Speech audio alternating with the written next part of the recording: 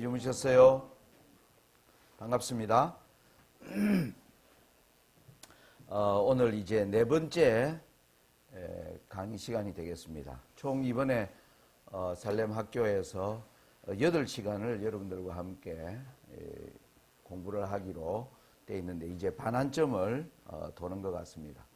사실 이 8시간을 통해서 마지막 사건을 집중적으로 조명하는 것은 굉장히 사실 좀 난해한 작업이라고 생각이 돼요. 제가 집에서 이 강의를 준비해 올 때, 이 아직 20살이 안 된 학생들에게 이걸 잘 할 수 있겠느냐 하는 이런 마음에 계속 이렇게 의구심을 가졌습니다. 그렇다고 옛날에 일어난 일을 계속 이렇게 조명을 하면 또 이 마지막 사건은 다룰 수도 없고, 그래서 하나님이 이 마지막 사건으로 바로 가야 되는데, 이 신앙을 좀 많이 한 이 분들도 이 내용에 대해서는 사실 쉽다고 느끼지 않습니다. 많은 분들이 공부하는데 힘들다, 그리고 여러 번 들어야 좀 이제 감이 온다, 이런 얘기들을 이제 많이 들어온 것이 사실입니다. 그런데 기도하면서 하나님께서 여러분들에게 또 지혜를 주시고, 또 이 일을 위해서 더 효과적으로 강의할 수 있는 지혜를 달라고 이렇게 기도를 하면서 하나님께서 이 길을 열어가실 거라고 확신이 들었고, 또 여러분 주변에 정말 좋은 교사들이 너무나 많이 있습니다. 여러분들이 이제 마지막 사건에 대한 포커스, 우리가 어디에 초점을 맞춰야 되는가, 그리고 하나님은 우리에게 무엇을 주목하라고 하시는가, 이걸 분명히 깨닫고 여기에 대해 여러분들이 부족한 것들을 우리 이제 주변의 선생님들과 여러분들이 공부하면서 이루어 나가면 될 것이라고 생각이 됩니다. 자, 저는 예언을 연구하면서 이 엘렌 G 화이트의 선지자 왕 536페이지에 있는 이 말씀을 참 저의 예언을 연구하는 자세에 있어서 가장 중요한 검은과 같은 말씀이라고 저는 생각을 합니다. 영원한 과거로부터 영원한 미래에 이르기까지 사건의 사슬에 고리와 고리를 연결시키고 계신 위대하시고 스스로 계신 분께서 당신의 말씀 속에 주신 예언들은 역사의 흐름에서 우리가 어디에 있으며 장래에 무엇을 기대할 수 있는지를 말해준다. 현재까지 일어나리라고 예언된 모든 사건들의 성취들을 역사의 페이지에서 찾아볼 수 있으므로 아직 오지 않은 모든 것도 그 순서대로 성취되리라는 것을 우리는 확신할 수 있다. 저는 이 재림 신자가 된 이후 오랜 동안 예언을 연구하면서 정말 이 말씀이 제 삶 속에서 이루어지는 것을 정말 경험하게 되었고, 그것을 여러분들에게 진정으로 간증할 수가 있습니다.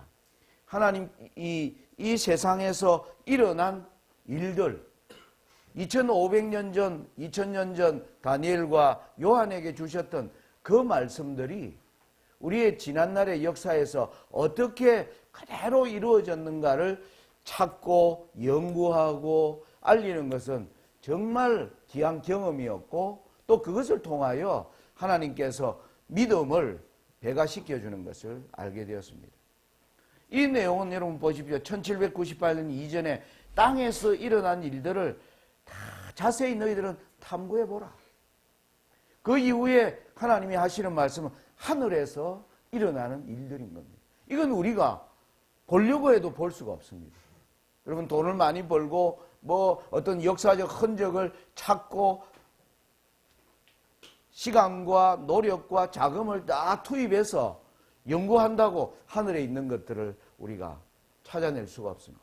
이것은 뭐냐 하면은 이미 이루어진 하나님의 말씀에 따라 이루어진 사건들을 이해하고 그것이 그대로 성취된 것을 순서를 따라도 성취된 것을 알게 되고 그 믿음을 굳세게 세운 자들은 이 이후에 일어나는 일들을 비록 볼 수 없을지라도 그것을 믿을 수 있다는 것입니다. 그래서 하나님은 이 가운데 땅에서 일어나는 이 하늘에서 심판이 시작되고 인자가 나라를 받는 것은 하늘에서 이루어지는 겁니다. 이 사이에 우리의 믿음을 위하여 하나님이 이 땅에서 일어나는 일을 또 보여주고 계세요. 그래서 이 예언이 주는 긴장감이 뭐냐면은 우리는 1844년에 하늘에서 심판이 시작된 걸 알고 있습니다. 그런데 재림교인으로서 지금 대부분의 사람들이 딜레마를 겪고 있어요. 1844년에 들어가셨는데 지금 올해 2020년입니다. 176년이 넘도록 이 사업을 안 끝나고 있는 거예요. 구약의 표상에서 모세에게 주신 성소 제도로 보면 단 하루 만에 했거든요. 성소 정결은. 매일의 제사장들이 매일 성소에 들어가는 것은 1년 360일 동안 거행되었고 성소 정결은 단 하루 만에 이루어졌는데 왜 하늘에서 이루어지는 성소 정결이 176년간 이루어지는가? 여기에 대하여 사람들이 스스로 피곤해지기 시작했고 성경에는 신랑이 드디어 오므로 다 졸며 잠다라고도 얘기를 했는데 여기에서 뭡니까? 흔들림이 또 시작되는 것입니다. 어떤 사람들은 재림교인 중에 어떤 사람들은 야 우리가 지금까지 해왔던 이게 뭐냐면 종착지가 안 보이는 거예요. 예수님이 저기 들어갔다는 거는 우리가 분명히 믿고 따라갔는데 도대체 그 이후에 우리가 어디에 와 있는지를 놓쳐버리니까 어떤 사람들은 아 이거 차 잘못 탔다. 차 내리자.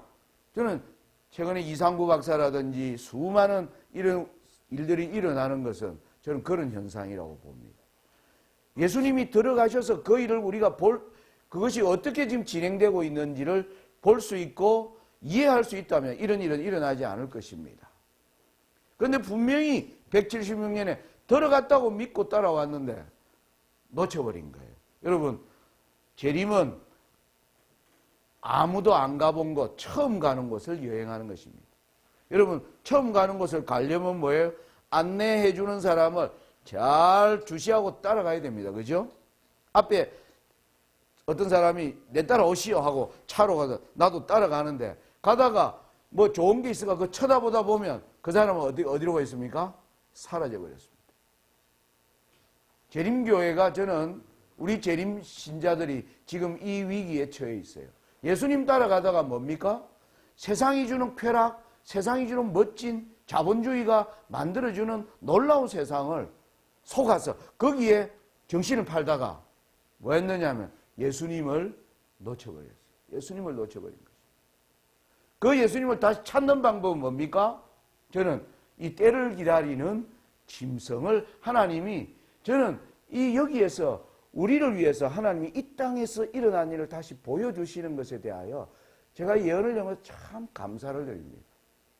이걸 연구하면서 저는 예수님이 어디에 와 계신지를 방향을 다시 찾을 수가 있었습니다. 이제 그것들을 함께 찾아가는 시간들이 되겠습니다. 여러분들 이제 이 도표를 보면 여러분 머릿속에 아마 생각이 정리될 것이라고 저는 그렇게 생각이 됩니다. 그죠? 하나님께서 왜 7장과 8장을 이렇게 전개하고 계시는가? 성소 정결이라는 주제를 가지고 우리가 레위기 16장을 연구하면 16장이 바로 이와 같은 성소 정결의 주제가 누가 속죄를 받을 자격이 있는가에 대한 다시 한번 피뿌림을 받아야 될 그 사역과 그리고 그 일이 끝나면 때를 기다리고 있는 짐승을 뭐 하는 겁니까? 짐승을 처리하고 그리고 나면 제사장이 옷을 벗으면서 왕의 옷으로 갈아입는 장면. 이게 성경이 하늘에서 이루어지는 일들을 우리에게 지금 믿음으로 그분을 발견할 수 있도록 예언이 그렇게 전개되어 있다는 겁니다. 예수님이 이 땅에 계실 때 이런 말씀을 했습니다. 같이 한번 읽어볼까요? 같이 시작. 내가 땅의 일을 말하여도 너희가 믿지 아니하거든 하물며 하늘 일을 말하면 어떻게 믿겠느냐. 예언은요, 예언은 하늘의 일을 말해주려고 예언하신 것을 제가 알게 되었습니다. 이전에 저는 예언이 땅에서 일어나는 일의 기록이라고 저는 생각했어요. 땅에서 일어난 일을 기록하고 있고 앞으로 땅에서 일어날 일들을 예언한 것이 저는 예언이다 이렇게 했는데 아니었습니다. 그게 아니었고 예언은 땅의 일을 말해주면서 하늘의 일을 믿도록 하기 위해서 예언이 주어진 것이에요. 여러분, 이 하나님이 계획하신 이 모든 하늘의 귀한 혜택들이 저와 여러분의 삶에서 이제 풍성하게 이루어지기를 기도드립니다. 자, 우리는 성소정결을 위해서 이 성소정결은 하늘에서 이루어지는 것이다. 하늘에 이루어지는 그 성소의 사역은 멜기세덱의 반차와 영원한 제사장, 바로 이 직을 이해하는 것이 바로 참된 하늘의 성소의 성소정결을 우리가 알게 되는 것이다. 이것이 영혼의 마지막 닻이 된다. 하나님이 지금 이 마지막 때의 구원의 방주로서 우리에게 들어가라. 노아에게 방주 너는 너 가족들과 함께 들어가라. 오늘날 마지막 때 하나님이 어디로 들어가라? 멜기세덱이 들어간 그 휘장을 따라 너희도 따라 들어가라. 그러면 산다는 겁니다. 하나님이 지정하신 방법을 따라 우리가 따라가면 삽니다. 세상이 아무리 흔들려도 엄청난 일들이 우리 앞에 닥쳐도 그 일들에 대한 하나님은 대비책을 가지고 있는 것을 저는 말씀 연구를 통해서 분명히 확인을 할 수가 있었습니다. 이제 이 시간에는 우리에 대한 심판을 베푸는데 책들이 피어놓였더라. 누가 과연 속죄의 혜택을 받을 자격이 있는가? 하나님께 용서받은 우리의 지난 잘못들을 우리가 예수님의 십자가 앞에서 우리는 우리의 죄됨을 깨닫게 되고 그래서 예수님이 나를 위하여 그 놀라운 희생을 취리수성을 믿는 사람들은 진정으로 예수님께 나와 자기의 죄를 고백하고 그 자기의 죄를 예수님께 드립니다. 어제 우리는 우리가 드린 그 죄를 예수님은 하늘 성소로 옮겨 놓으셨어요. 하늘 성소는 우리의 죄로 인하여 더러워지게 된 것입니다. 그런데 문제는 우리가 회개해놓고 그 이후에 다시 그 죄를 반복하는 그 잘못이 우리에게 여전히 있다는 것입니다. 죄를 예수님께 드렸는데 다시 그 죄를 범하는 우리의 문제를 하나님은 다 우리의 연약함을 하나님은 다 알고 계십니다. 우리의 자비로운 부모님을 여러분 부모님 자비로운 여러분 아버지 어머니를 생각해 보세요. 여러분 아버지 어머니가 여러분들이 무엇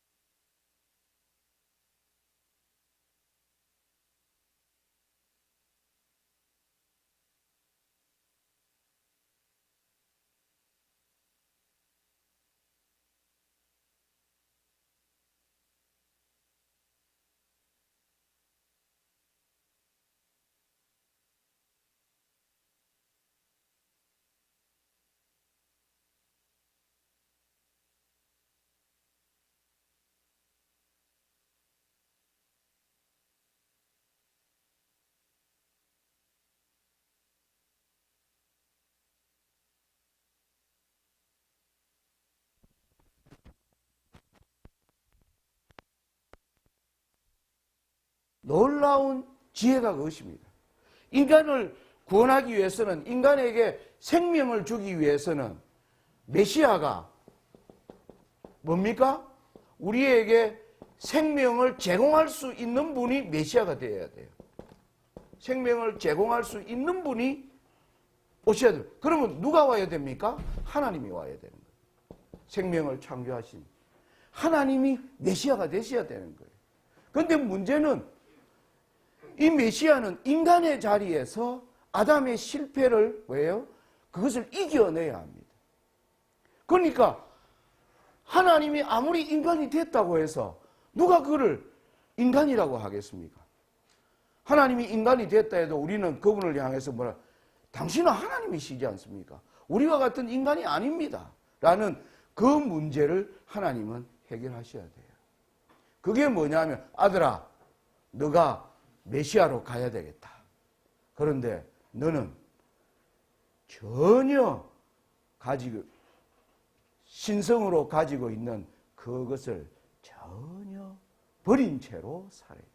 여러분, 그건 엄청나게 어려운 약점입니다. 예수님의 치명적인 약점이 그겁니다. 여러분이 가지고 있는데 그걸 뭐예요? 사용하지 않는 것. 그걸 끝까지 하나님 아래 내려놓는 것. 정말 제가 예수님이 우리와 같이 연약하여졌다. 저는 그것이 무슨 뜻인지 몰랐어요. 오랫동안. 예수님이 나처럼 연약하다? 예수님이 예수님이 나보다 훨씬 뛰어난데. 그런데 성경을 연구하면서 그게 그런 게 아니었습니다. 여러분, 우리는 잘못이 뭐예요? 없으면서 우리는 있는 척 하잖아요. 그러다가 우리는 죄를 지어요. 그렇지 않습니까? 우리는 없어요, 아무것도. 사실은 깡통이에요. 예? 돈 아무리 가져도 뭡니까? 전부 다 죽습니다. 다 떠나갑니다. 우리의 가진 것은 우리는 하나도, 그런데 우리는 뭐예요? 가진 것을 자랑하려고 합니다. 이게 우리의 죄입니다. 그렇지 않습니까? 그런데 하나님은 있는데 뭐예요? 자랑하면 안 돼요. 사실 있으면 자랑할 수 있죠. 이게 예수님의 치명적인 약점이었습니다. 사단은 그걸 예수님께 끊임없이 예수님이 넘어지도록 예수님을 계속 괴롭혔습니다. 오늘 이와 같이 사단은 오늘 우리의 약점을 연구하면서 우리를 끊임없이 자극하는 것을 예수님은 알고 계세요. 이분이 하늘에 우리의 대제사장이라는 겁니다. 우리를 위하여 간구할 수 있고, 인간이 약점을 가졌을 때 사단으로부터 얼마나 시달리고 얼마나 집요하게 공격의 대상이 될 수 있다는 것을 예수님은 체험하셨어요. 그래서 우리를 뭐 할 수 있는 겁니까? 도울 수 있는 것입니다. 이분이 우리의 제사장이에요. 아론의 반차에는 그것이 없어요. 아론의 반차에. 멜기세덱의 반차에는 그것이 있는 것입니다. 자, 사단이 이렇게 치명적으로 우리에게 다가오기 때문에 예수님은 우리의 죄를 용서해 놓은 걸로 안전하지 못한 것을 하나님과 아들은 알고 계신 것입니다. 그래서 두 번의 핏부림이 준비된 거죠. 두 번의 핏부림.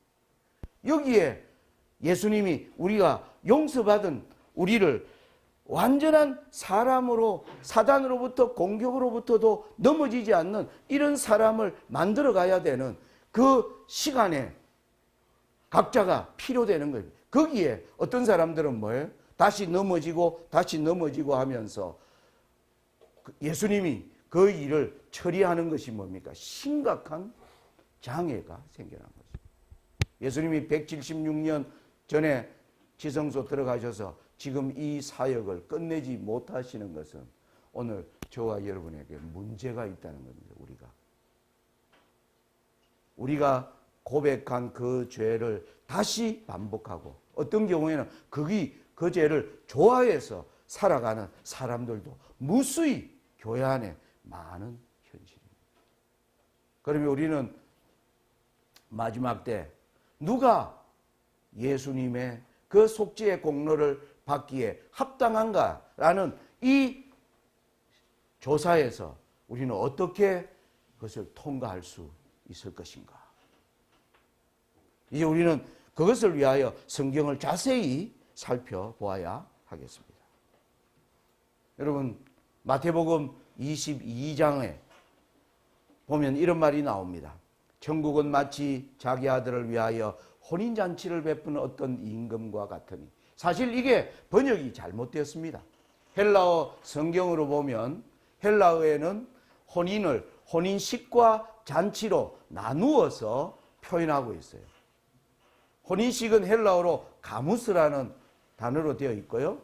뭐 여러분 몰라도 됩니다만은, 그러나 우리 천 목사님이나 여기 목사님들한테 여러분 헬라어 성경을 한번 보여달라고 보면 구분이 되어 있습니다. 잔치는 테이프논이라는 단어가 들어가 있어요. 그게 잔치라는 뜻이에요. 그러니까 이 성경의 이 혼인제도는 먼저 신랑이 신부의 집에 찾아갑니다. 신부의 집에 찾아가서 거기서 식을 열어요. 그것을 혼인식이라고 해요. 이건 신부를 찾아가서 이루어지는 겁니다. 신랑이 신부집에 오는 것입니다. 그래서 그 신부를 데리고 이제 신랑 집으로 가면 신랑 집에서 잔치가 이루어집니다. 성경은 이걸 정확히 구분하는데, 오늘날 성경을 번역하는 사람들은 이 두 용어를 굳이 구분해서 번역할 필요가 있을까? 혼인식이나 잔치나. 여러분 한국에는 혼인식 하러 가면 잔치가 그것을 동시에 벌어집니까? 안 벌어요? 지금 가보면 여러분 예식장에 가면 식하고요, 밑에는 밥 먹고 잔치가 벌어집니다. 그러니까 식이나 잔치나 뭐 똑같은 거 아닌가 이렇게 생각해서 사실은 잔치라고 번역이 되어 있는 거예요. 정확히 번역하면 천국은 마치 자기 아들을 위하여 혼인 예식을 베푼 어떤 임금과 같으니, 이렇게 번역하는 것이 가장 성경적인 번역입니다. 자, 이 내용을 여러분 보면 뭐냐면 이 혼인 예식에 손님들을 청한 겁니다. 그런데 그 청한 손님들이 여러 바쁘다는 핑계로 오지 않습니다.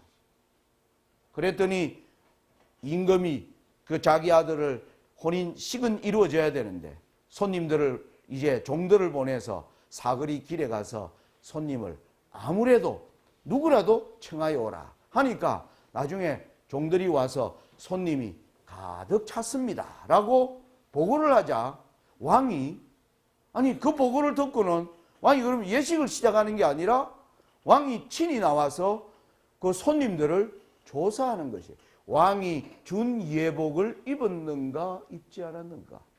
거기에서 예복을 입지 않은 자를 뭐예요? 쫓아내는 일을 기록하고 있어요. 이건 어떤 의미인가? 엘렌 지 화이트는 여기에 대하여 잘 설명해 놓았습니다. 대쟁투 428페이지 보면 이런 말을 하고 있습니다. 마태복음 22장의 비유에도 결혼에 대한 동일한 상징이 소개되었는데 거기서도 조사 심판이 혼인 예식, 엘렌 지 화이트도 메리지와 메리지 서프라는 용어로 구분해서 정언해 보면 구분하고 있습니다. 메리지는 혼인 예식이고요. 이 뒤에 서프가 붙으면 혼인 잔치로 구분해서 엘렌 지 화이트도 쓰고 있습니다. 그래서 조사 심판이, 그런데 오늘날 우리 시조사에서 나온 책을 보면 조사 심판이 혼인 잔치보다 이렇게 번역을 해놓았습니다. 사실. 여기에도 지금 구분을 안 해놓은 거예요. 그런데 우리는 구분해서 읽을 필요가 있습니다. 조사 심판이 혼인 예식보다 먼저 진행될 것을 분명히 나타낸다.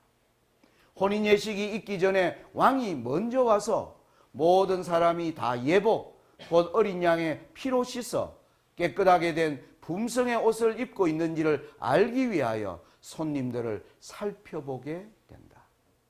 마태복음 22장에서 우리가 배워야 될 중요한 교훈 중에 하나가 뭐냐면 조사 심판이 혼인 예식보다 먼저 진행될 것을 분명히 알려준다는 겁니다. 이거 왜 이런 말을 하고 있는가 하는 겁니다. 자, 이 비유를 잘 이해하셔야 돼요. 자, 그 다음에 우리가 잘 아는 마태복음 25장에도 이제 천국은 하나님의 나라, 하나님의 나라를 믿음으로 따라갈 때 이 비유들이 나타나는 것입니다. 그때의 천국은 마치 등을 들고 신랑을 맞으러 나간 열처녀와 같다 하리니. 이런 비유 잘 아시죠? 미련하고 슬기로움. 뭐가 차이가 났습니까? 다 등을 가지고 있었는데 문제는 신랑이 우리 생각과는 달리 도대체 언제 오는지 모르는 상황이 되어버렸습니다. 다 졸며 자고 있습니다. 그런데 보라 신랑이로다 라는 소리가 들리면서 뭐한 거예요? 이 두 사람의 영적 상태가 어떤지가 나타나기 시작했습니다. 한 부류는 뭐예요? 여분의 기름을 준비하면서 있었고, 한 부류는 뭐예요? 여분의 기름에 대한 그 어떤 준비도 없이 있었는데, 신랑이 밤중에 소리가 난 겁니다. 밤중 소리라고 그럽니다. 그 소리에 운명이 갈라지는 것을 나타내는 내용임을 여러분이 압니다. 이걸 엘렌 G 화이트는 어떻게 설명하는가? 각시대 대쟁투 428페이지에 여기 이렇게 나옵니다. 비유에 은하면 혼인잔치. 이 우리 교회에서 나오는 책에는 혼인잔치라고 번역을 해놨어요. 그런데 엘렌 G 화이트는 메리지라고 했습니다. 혼인 예식이라고 하는 게 옳습니다. 비유에 의하면 혼인 예식에 들어간 사람들은 등뿐 아니라 그릇에 기름을 준비한 자들이었다. 성경에서 진리의 지식을 얻은 사람들은 또한 성령과 하나님의 은혜를 가지고 있었다. 그리고 캄캄한 시련의 밤에도 참고 기다린 사람들은 더욱 광명한 빛을 얻기 위하여 성경을 상고하였고, 그들은 하늘 성소에 관한 진리와 구주의 봉사의 변동을 깨닫고 믿음으로 하늘 성소에서 봉사하고 계시는 그분을 따라갔다. 여러분, 여기 기름으로 준비되어서 신랑을 따라 들어간 사람은 뭔가 하니까 하늘 성소에 관한 진리를 뭐하고 깨닫고, 거기에서 구주의 봉사의 변동을 깨닫고 믿음으로 봉사하시는 분을 따라갔다. 이게 중요한 포인트. 또한 성경의 증거를 통하여 같은 진리를 받아들이고 그리스도께서 마지막 중보의 일을 마치고 그분의 나라를 받으시기 위해 하나님 앞에로 들어가실 때 믿음으로 그리스도를 따라가는 모든 사람은 다 혼인잔치가 아니고 혼인 예식에 들어가는 자들로 표상되어 있다. 여러분, 하늘 성소에 관한 진리와 구주의 봉사의 변동을 깨닫고. 자, 그런데 여러분, 초기 문집 보면 이런 말이 나옵니다. 초기 문집 251페이지에 나는 예수께서 지성소에 계시는 동안 새 예루살렘과 결혼하실 것을 보았다. 그분은 지성소에서의 일을 마치시면 왕권을 가지고 이 세상에 강림하셔서 그분의 초림을 참고 기다린 보배로운 자들을 데려가실 것이다. 여러분, 엘렌 G 화이트 이런 글을 썼기 때문에 무조건 믿는 게 아니에요. 그분이 이런 말을 한 근거가 뭔가를 성경으로 확인해 봐야 합니다. 확인해 보니까 아주 성경적인, 우리가 놓친 부분들을 다 기적해 놓고 있는 것을 알게 되었습니다. 여기 보니까 예수께서 어디에 계시는 동안요? 지성소에 계시는 동안. 지성소에서 나오기 전에 뭐가 있다? 새 예루살렘과 결혼하실 것을 보았다. 혼인식이 지성소에서 있을 것을 얘기해 주는 겁니다. 자, 제가 여러분과 자주 읽었던 초기 문집에 우리가 새 국면, 속죄를 하고 짐승을 처리하고 왕의 옷을 입는 이 과정 속에 엘렌 G 화이트 이런 말을 합니다. 모든 사람의 운명이 생사간에 결정되었다.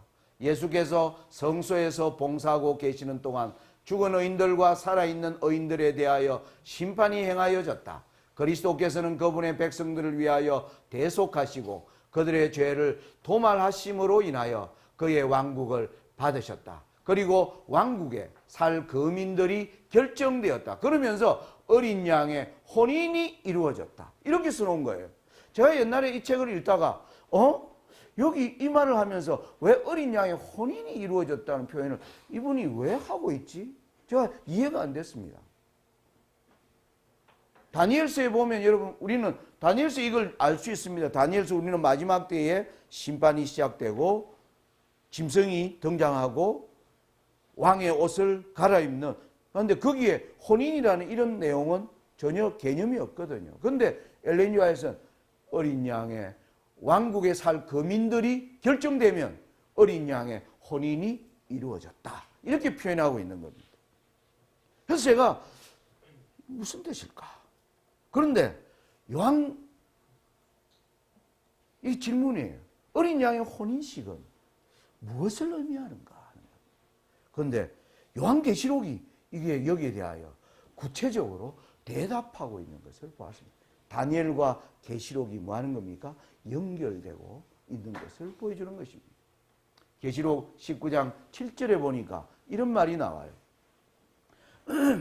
우리가 즐거워하고 크게 기뻐하여 그에게 영광을 돌리세.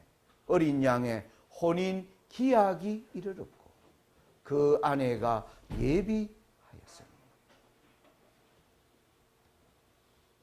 엘렌 지 화이트이 이 표현을 하는 것은 요한계시록에서 따온 표현이었습니다. 요한계시록에서. 어린 양의 혼인 기약이 이르렀다. 그리고 아내가 준비되어 있다. 그 아내가 누군지는 계시록 21장 9절과 10절에 보니까 아내의 정체가 나오는 겁니다.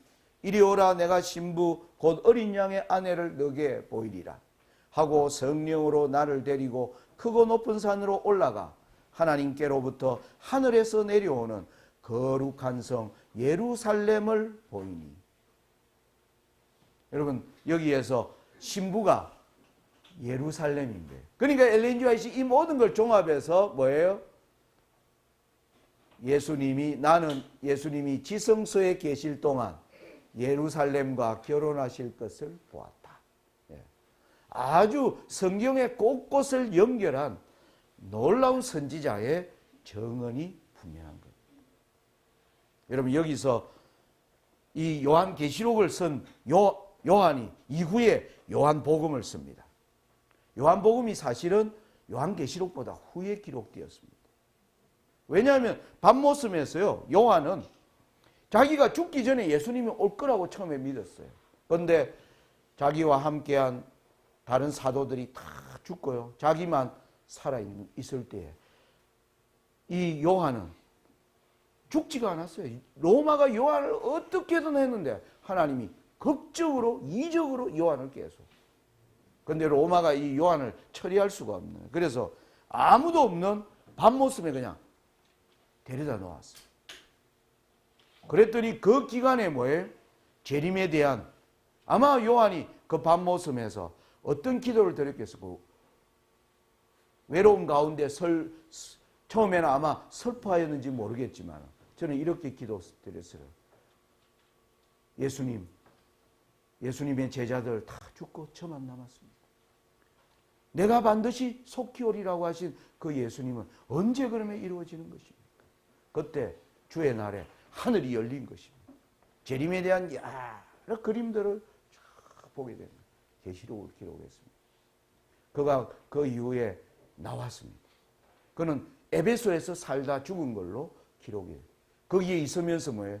다시 예수님의 삶을 기록할 필요가 있어서 기록한 것이 요한복음입니다. 이 요한복음이에요. 여러분이 잘 아는 말씀이 나옵니다. 요한복음 14장 1절부터 4절까지. 이 성경절은 너무나 유명합니다. 대부분의 사람들이 어디까지 외우느냐면 3절까지 외워요. 3절까지. 3절까지가 뭐냐면 너희는 마음에 근심하지 말라. 하나님을 믿으니 또 나를 믿으라. 내 아버지 집에 거할 곳이 많도다. 그렇지 않으면 너희에게 일렀으리라. 내가 너희를 위하여 처소를 예비하러 가노니 가서 너희를 위하여 처소를 예비하면 내가 다시 와서 너희를 내게로 영접하여 나 있는 곳에 너희도 있게 하리라. 많은 사람들이 여기까지 외울 줄 알아요. 많은 사람들이 이 처소를요, 맨션 뭐 대부분 그런 식으로 배웠어요. 하늘에서 예수님이 우리가 살 집을 뭐 그런 의미도 저는 포함되어 있다고 생각합니다. 그런데 여기에서 얘기하는 여러분 처소는 무엇일까요? 바로 새 예루살렘, 처소를 예비하며 신부가 완전히 되면 내가 너희를 데리러 오겠다는 거예요. 이 예수님의 재림은 뭐냐면 새 예루살렘과 결혼하고 난 뒤에요, 우리를 데리러 오는 것이 재림이에요. 무슨 말인지 아시겠습니까? 대부분의 사람들은 결혼이 재림이라고 생각합니다. 아니, 결혼식은 지성소에서 이루어지는 거예요. 그래서 이 일을 이루시고 우리를 이제 데리러 오는 것이 재림입니다. 그런데 여러분 4절이 중요합니다. 예수님의 말씀은 4절까지예요. 내가 가는 곳에 그 길을 너희가 알리라. 예수님이 예루살렘과 결혼하는 이 길들을 너희들이 뭐 하더라? 알게 될 것이다. 이 표현이 저는 이 4절이 정말 중요한 것입니다. 우리는 예수님이 우리를 위하여 집 구해준다는데 그게 기뻐가 거기까지만 딱 스탑이에요.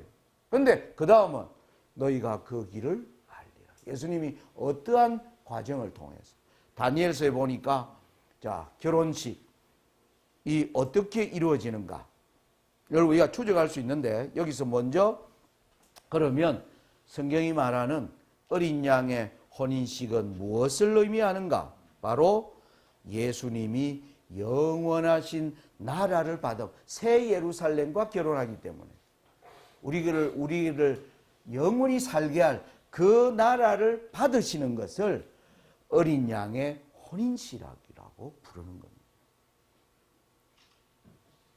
자, 그러면 우리가 다니엘 7장에 순차적 예언에 심판이 1844년에 심판이 시작되었고요.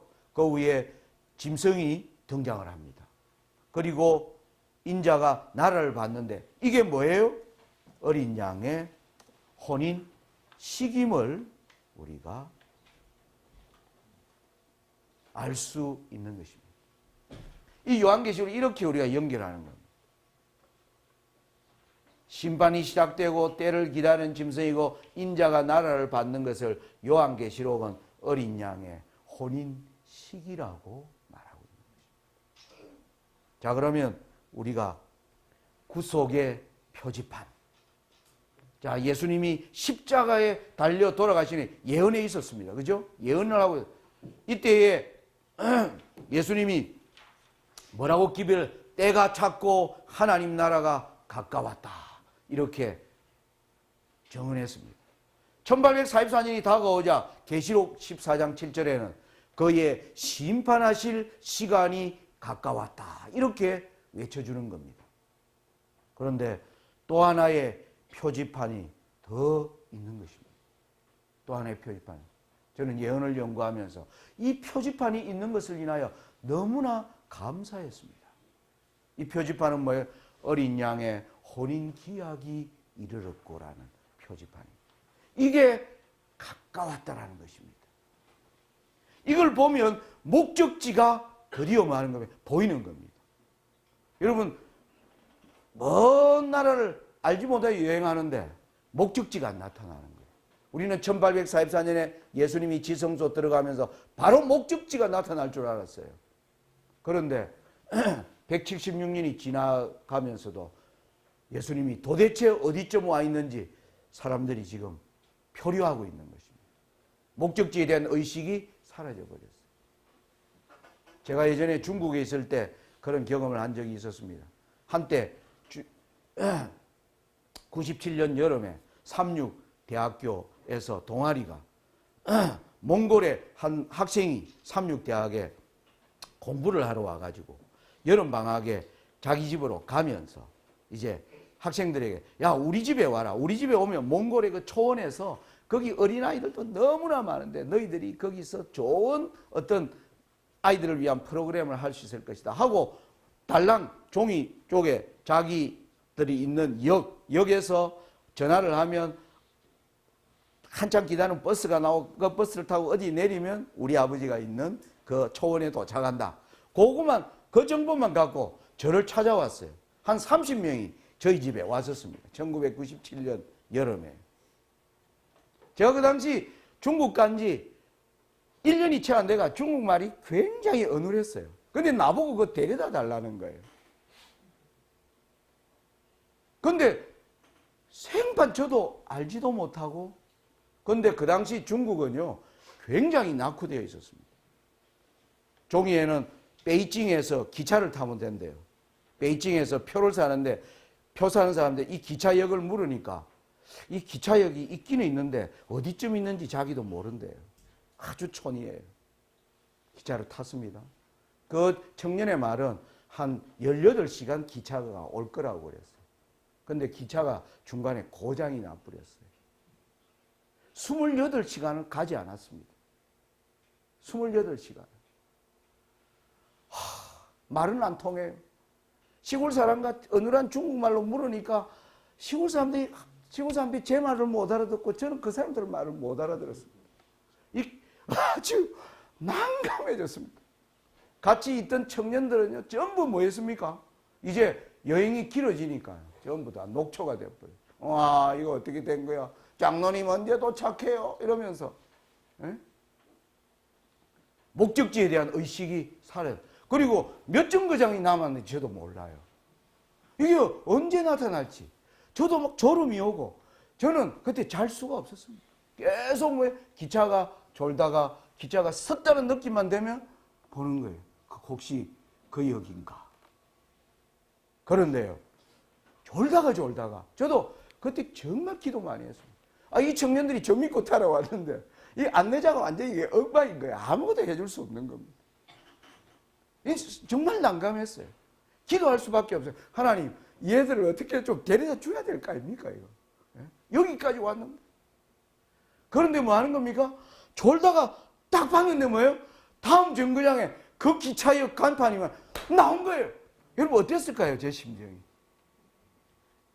얼마나 그냥 기뻤는지 모르겠어요. 애들을 그냥 이야, 다 왔다. 아이들이 그때 일어나기 시작했습니다. 저는 이 경험이라고 생각합니다. 어린 양의 혼인 기약이 이르렀고, 이 간판이 나타나는 순간 우리가 어디에 와 있는지가 정확히 목적지에서 몇 킬로 남았는지를 보여주는 지게표예요. 예언이 주는 놀라운 긴장감입니다. 그런데 우리가 알아야 될 것은 앞에 있었던 두 개의 표지판은요, 연도를 계산할 수 있어요. 몇 년도. 그런데 이거는 계산할 수 있도록 표지판이 주어져 있지 않습니다. 계산할 수 있도록. 이게 특징입니다. 그래서 이 표지판은 여러분 2021년입니다 라고 하면 그거 다 가짜입니다. 계산할 수 없게 되어 있어요. 올 겨울입니다. 그것도 계산할 수 없게 되어 있습니다. 그러나 아주 가까웠다는 것을 알려주는 놀라운 표지판입니다.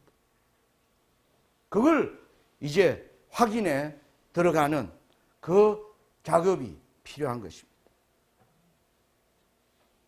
우리가 여기서 저는 자주 이런 질문을 던집니다. 지상 성소에서는 단 하루 만에 성소를 정결하셨는데 1844년 이후로 진행된 하늘 성소의 정결은 왜 이렇게 오랫동안 진행되고 지체되고 있는가? 라는 질문을 던지는 것입니다. 엘렌 G. 화이트는 여기에 어떤 회답이 될 만한 힌트를 이야기합니다. 조사 심판이 진행되는 동안 회개한 신자들의 죄가 성소에서 도말되는 동안 세상에 있는 하나님의 백성들 사이에는 정결케 하고 죄를 버리는 특별한 일이 이루어져야 한다. 이래야 이 사업이 끝나는 겁니다. 그런데 제가 아무리 주변을 들여다봐도 이 일이 이루어지고 있지 않아요. 이 일이 이루어지고 있지 않습니다. 이 사업을 끝내기 위하여 우리는 어떠한 일이 이루어져야 하는가? 바로 성소 정결이 이루어지는 모세 시대에도 아론의 반차를 쫓아 하는 그때에도 이 대속죄일은 이렇게 해야 했습니다. 백성들이 이날에 스스로 괴롭게 하지 아니하는 자는 그 백성 중에서 끊쳐질 것이라. 이날에 누구든지 아무 일이나 하는 자는 내가 백성 중에서 멸절시키리니 너희는 아무 일이든지 하지 말라. 하나님이 명령하신 것을 주의하여 따라가야 되는 것입니다. 네 하고 싶은 대로 하지 말라는 겁니다. 이 일이 일어나야 이 사업이 끝나는 겁니다. 근데 이게 우리에게 일어나고 있지 않는 일이라는 것을 저는 희미하게 깨닫게 되었습니다. 요엘 선지자는 우리에게 얘기합니다. 너희는 시온에서 나팔을 불어 금식일을 정하고 성회를 선고하고 백성을 모아 그 회를 거룩케 하고 장로를 모으며 소아와 젖 먹는 자를 모으라는 것입니다. 여러분, 저는 이번 이 코로나로 수많은 우리의 아버지, 여러분의 아버지 어머니들이 일자리를 쉬었습니다. 가족들을 모을 수 있는 절호의 기회를 하나님이 저는 우리에게 주시고 있는 것입니다. 다시 가족들을 모으고 이 재난 앞에서 여러분, 유월절 출애굽 전에 유월절 사건 여러분 기억하시죠? 다 어린 양의 피를 문설주에 바르고 온 가족을 모여 드렸습니다. 하나님의 저주가, 하나님의 심판이 이 땅에 임하고 있을 때 그들은 가족을 모아야 했습니다. 그런데 우리는 자본주의가 주는 이 속에서 그냥 벌어먹고 사는데 바빠서 가족들을 돌보자. 이건 저에 대한 이야기이기도 합니다. 이번에 이 일을 통해서 여러 목사님들과 성경을 공부하는 기회를 가지면서 목회자들이 이구동성하는 말이, 이 말씀을 같이 연구하면서 그들이 이런 말을 했어요.